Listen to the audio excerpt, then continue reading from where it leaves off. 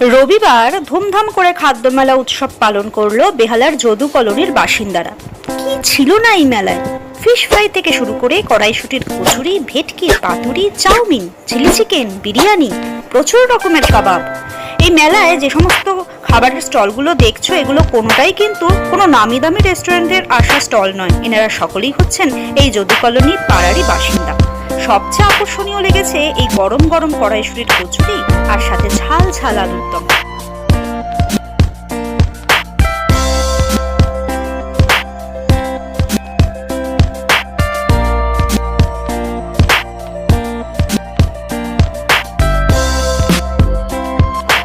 এই মেলায় গিয়ে কোনটা ছেড়ে কোনটা খাবো কিছুই বুঝতে পারছিলাম না।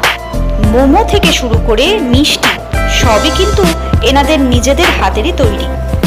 পাটিসাপটা দুধপুলি দেখে জিভে জল এসে গেছিল, তাই আর দেরি না করে অর্ডারটা দিয়েই দিলাম। গরম গরম কড়াইশুটির কচুরি সাথে ঝাল ঝাল আলুর দম, আহ!